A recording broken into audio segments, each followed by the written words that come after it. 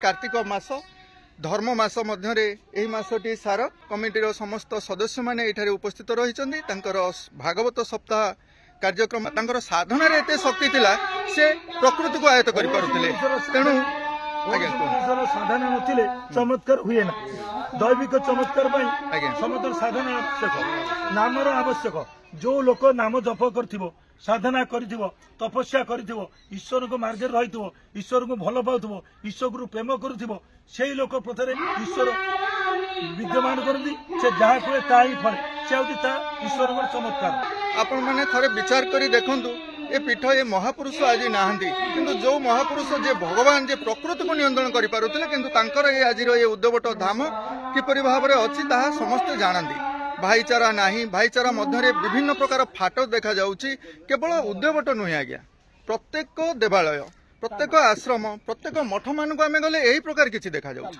प्रभुंकर संपत्ति को हड़प करा जाउछि जे जो सरकार वर्तमान जो नीति नियम निर्धारण कला जे सबु देवालय को नहीं गला एंडामेंट सबु मठबाड़ी की नहीं गला एंडामेंट मठबाड़ी आ ये देवालय सबु भस्मीभूत सरकार करदेला आपण माने चलई पारिलेनी बोलिबा सरकार तांका आज्ञा आपण माने सुनतु जोटी एंडामेंट ट्रस्ट अछि सिटी जोगुड़ाक तुम सांप्रदायिक नुआ नुआ मंदिर तैयारी हो जाउची सिटी चलई पाना राजनीति पॉलिटिक्स भांगी जाउची हमर जो साधु पीठ इटी बाबाजी रही रेकर्ड सबू ताकू बर्तमान खाई चुना कले बाबाजी ना को रेकर्ड रू काटिले बाबाजी संप्रदाय जो गुरु शिष्य रही एगुड़ा बर्तमान एंडामेंट देखुनी छारखार कर तेणु यहीगुटा गुरुतर भूल आपण सरकार बर्तमान तेणु या भितर आपण बर्तमान कौन से कथा को किसी तथ्य दिंतु कौन करागले जो गुड़ाक समाधि पीठ अच्छी बर्तमान एंडामेंट कहला जे गोटा हूँ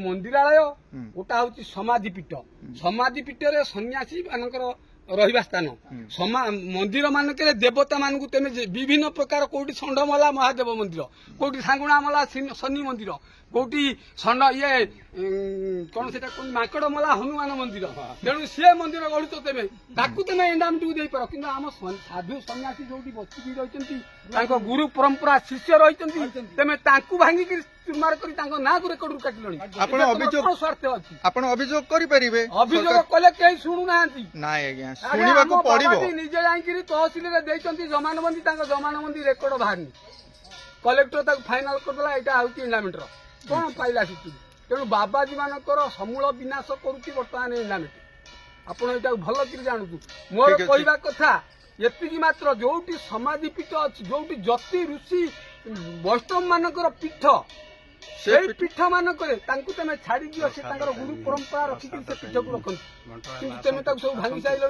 कहीं ना मुझे गोटाए उदाहरण दूसरी भागवत गोटा जगह लिखी तितिक्षा सम दम शांति वनस्थ जनर ये गति ये तितिक्षा मान कौन सहिष्णुता क्षमा फर्जीवे तेणु युवाक जो स्थान में अच्छी तेमें सब छाड़ दियो तुम्हें मंदिर में ट्रस्ट कर कहीं 5 जगह पैसा अदा कल बाड़िया बाड़ी माने उपभोग करना तुम भितर बाड़िया बाड़ी तुम गवर्नमेंट एंडामेंट नौ आमर आम भिक दुख माइक गोटे मंदिर आनी या ज्ञान जोग प्रचार करें नहीं भांगी साइल यार कारण कौन शक्ति बल से गुरुत्व देइचंदी आमे रखि परिबु हां मुझे कहूँ जो मंदिर आज की 40 वर्ष एंडामेंट कोर्ट में बसुँ मु देखुची जो माने एंडामेंट विरुद्ध जाइचंती कोर्ट परिसर में लड़ाई करके वर्ष वर्ष धरिक डिग्री लेके जाऊँ क्या आम गरीब मठ आम कौट एंडामेंट नहीं बसिक समय लड़ू कौट पैसा आणु आम तो भिक्षासी कौट आणु जार पुंजी अच्छी 50 एकर 60 एकर जमी अच्छी जो मठ मान सी पैसा खेल वकिल को पैसा देकर छोटकाटिया मठ आम कौट की जीव धामर उन्नति किपरि हेबो आगु कोन सब परिकल्पना करा जायछि से विषय टे जानिया को हम चाहू ठीक कहबे ए हूँ उद्यवट धाम ओडिशार एकमात्र धाम जोटी की सूर्यदेव उदय होती आ सूर्यदेवता उदय हेले प्रथमे उद्यवटे पड़े उद्यवटे कहीं पड़े तार मध्य आपन जदि उदय स्कंद अध्ययन करेंगे ता आपन निश्चिंत अनुभव करें बर्तमान लोकंर जी आध्यात्म किछि दिन पर ये किसी नाला बर्तमान आपण भाया साधु सत महंत मैंने आसी पहुंचे मठर बहुत उन्नति एवं भी घटी चली कलिजुग नुहे तो आज्ञा एते दिन प्रभु रहीगले ଆଜ୍ଞା କଳିଯୁଗ ନୁହଁ, ଆଉ କଣ ହେଇପାରେ? କଳିଯୁଗ ଶୁଣନ୍ତୁ, କଳିଯୁଗଟା ମନ ଥାନ୍ତା। ତେଣୁ ଗୀତାରେ ଭଗବାନ କହିଛନ୍ତି ଯଦା ଅଦାୟ ଧର୍ମସ ଗ୍ଲାନି ଭବତ୍ୱହାତ ଅଭ୍ୟୁତ୍ଥାନ ମାଧର୍ମସ୍ୟ ଅଧର୍ମ ସଂସ୍ଥାପନାର୍ଥ ସମ୍ଭବାମି ଯୁଗେ ଯୁଗେ। ତେଣୁ ଯଦି କଳିଯୁଗ ହେଇଥାନ୍ତା, ଯଦି ଅଧର୍ମ ଏଠି ବଢିଥାନ୍ତା, ତାହେଲେ ଭଗବାନ ଜନ୍ମ ହେଇଥାନ୍ତେ। କିନ୍ତୁ ଆପଣ ପୌରାଣିକ ମତରେ ଅନୁଭବ କରନ୍ତୁ, ବହୁତ ମାନେ ବ୍ୟଭିଚାର ହେଇଛି, ମାନେ ପୌରାଣିକ ମତେ ଯେତିକି ବ୍ୟଭିଚାର ହେଇଛି, ଯେତିକି ମଦ୍ୟପାନ ହେଇଛି, ଯେତିକି ଦୁଷ୍କର୍ମ ହେଇଛି, ବର୍ତ୍ତମାନ ସେମିତି କିଛି ହେଇନାହିଁ। ତେଣୁ ଆମେ ଲୋକଚାର ମାତ୍ରା କଳିଯୁଗ କାହିଁ ଗ୍ରହଣ କରିବା? ଯଦି ଏଟା କଳିଯୁଗ ହେଇଥାନ୍ତା, ଯଦି ବ୍ୟଭିଚାର ଅସଦାଚାର ଚୁରି ହେଇଥାନ୍ତା ଅଧିକା, ତାଙ୍କଠାରୁ ଅଧିକା, ତାହେଲେ ଭଗବାନ ଜନ୍ମ ହେଇଥାନ୍ତେ ଏଠି। ହେଇନାହିଁ ବୋଲି ଆପଣ କେମିତି ମତ ରଖିବେ? ଆମେ ପୌରାଣିକ ମତ ଅନୁସାରେ ଆମେ ମତ ରଖୁଛୁ। ଆପଣ ପୌରାଣିକ ମତ ଦେଖନ୍ତୁ, ସେତେବେଳେ ସମସ୍ତେ ଦେବତା ମାନେ କେମିତି ମାନେ ଇନ୍ଦ୍ର ଦେଖନ୍ତୁ ସହଜ ଜୁନି ପାଇଥିଲେ, ସେ କେତେ ବଡ ଠିକ ଅଛି। ପଦବୀର ଅଧିକାରୀ। ପୌରାଣିକ ତଥ୍ୟରେ ଆମେ ଜାଣୁଛୁ ଆମ ଧାର୍ମିକ ପୀଠ ମାନଙ୍କରେ ଆମେ କେମିତି ଚଳିବା, ମିଛ କହିବାନି, ପାଞ୍ଚ ବିକାର ତ୍ୟାଗ କରିବା। ଯେଉଁ ଭକ୍ତମାନେ ପ୍ରକୃତରେ ଶ୍ରଦ୍ଧା ଓ ବିଶ୍ୱାସ ନେଇ ଆସୁଛନ୍ତି ସେଇମାନେ ତାହା ପାଳନ କରୁଛନ୍ତି। ନାଇଁ ଆଜ୍ଞା, କିନ୍ତୁ ଭକ୍ତ ଆଉ ସମସ୍ତେ ହୁଁ, ବାପର 5 ପୁଅ ଅଛନ୍ତି, ସେ ସମସ୍ତଙ୍କ ବାପା ମାର, ହয়তো କିଏ ବାପାକୁ କିଏ ତାକୁ ବାପା ଡାକିପାରେ, କିଏ ବାପା ନ ଡାକିପାରେ, କିନ୍ତୁ ସେ ସମସ୍ତେ ହଉଛନ୍ତି ପ୍ରଭୁଙ୍କର ଆଶ୍ରିତ। କିନ୍ତୁ କିଏ ପ୍ରଭୁଙ୍କୁ ଡାକିପାରେ, କିଏ ନ ଡାକିପାରେ। କିନ୍ତୁ ଆମେ ଯେମିତି ବାପାର 5 ପୁଅ ଅଛୁ, ଆମେ ବାପା ଡାକୁଛୁ, ଆଉ ଗୋଟେ ପୁଅ ବି ବାପା ଡାକୁନି, ସେ ବି ଖରାପ ବ୍ୟବହାର କରିପାରୁଛୁ, କିନ୍ତୁ ସମସ୍ତେ ପ୍ରଭୁଙ୍କର। ଯାହା ହଉ, ବହୁତ ସୁନ୍ଦର କଥାଟି ଆପଣ ରଖିଲେ। ଏହା ମାଳିକା ବିଚାର ବୋଲି ଯେଉଁ ସମାଜରେ ଆମର ଲୋକକଥା ହିସାବରେ ଚାଲି ଆସୁଛି, ବନ୍ଧୁ କହିଲେ ତ ଗୁପ୍ତ କିଛି ନାହିଁ ନା ମାଳିକାର କିଛି ଅର୍ଥ ଏଠି ପରିଲକ୍ଷିତ ହେଉଛି, ସେପରି କିଛି ଅନ୍ୟାୟ ଅନିଷ୍ଟ ହେଇନାହିଁ। ତ ମାଳିକା ବର୍ଣ୍ଣିତ ଗୁପ୍ତପୀଠ ଏ ଉଦ୍ୟୋଗଟକୁ କାହିଁ କୁହାଯାଏ ଅଚ୍ୟୁତଙ୍କ ବାଣୀରେ? ଏଠି ତ ରାଜୀବ ଲୋଚନ ଦାସ ଯେତେବେଳେ ସାଧନା କରିଥିଲେ, ବ୍ରିଟିଶ ମାନଙ୍କ ସାଙ୍ଗରେ ସଂଗ୍ରାମ କରିଥିଲେ। ସଂଗ୍ରାମ କରିବାର ସଂଗ୍ରାମର ଯେକୌଣସି କାର୍ଯ୍ୟକଳାପ ସବୁ ଥିଲା ଲେଖିଦେଇ ଯାଇଛନ୍ତି। ସେଗୁଡ଼ା ନାହିଁ କେମିତି? ଅଛି ନା, ଅଛି, କିନ୍ତୁ ଶେଷ ସମୟ ଆମର ଉଦୟ ସ୍କନ୍ଧରେ ନାହିଁ। ନାହିଁ। ଶେଷ ସମୟ କେବେ ଆସିବ ତାହା ସମୟଟା କେବେ ଆସିବ? ପଞ୍ଚସଖାଙ୍କ ଜନ୍ମ ପରେ ଜଣା ପଡିବ। ଆଜ୍ଞା, ବହୁତ ବହୁତ ଧନ୍ୟବାଦ। ସାଧୁମାନେ ଆସିଲା ଠୁ ତାର ବିଚାର ଉପରେ ଯାହା ସଂଶୋଧନ ହେଇପାରିବ ଆଉ। ହଁ, ଏ ପାରାଦୀପର ପଲ୍ୟୁସନ କଣ ଅଛି ସେ କଥା ତ ଆମେ ସମସ୍ତେ ଜାଣିଛେ ଆଜ୍ଞା, କିନ୍ତୁ କେମିତି ଆମେ ଏଇ ନିର୍ଦ୍ଦିଷ୍ଟ ମାନେ ସମୟ ଭିତରେ ଆମେ ଟିକେ ଜାଣିବାକୁ ଚାହୁଁଛୁ ଇଣ୍ଡଷ୍ଟ୍ରି ଯୋଉ ଅଞ୍ଚଳରେ ହୁଏ କେତେ ଦୂରରେ ଲୋକମାନଙ୍କର ଗ୍ରାମ ରହିବା ଦରକାର, ଆଉ ଏ ପାରାଦୀପର ଏଇ ରାଜୀବ ଲୋଚନ ଦାସଙ୍କର ଏଇ ଯୋଉ ପୀଠ ବିଷୟରେ ଟିକେ ତଥ୍ୟ ରଖିବେ। ବର୍ତ୍ତମାନ ପାରାଦୀପ ହେଉଛି ବନ୍ଦର ନଗରୀ ଏବଂ ଶିଳ୍ପ ନଗରୀ ଭାବରେ ସାରା ବିଶ୍ୱରେ ଏବଂ ଭାରତରେ ପରିଗଣିତ ହୋଇସାରିଲାଣି।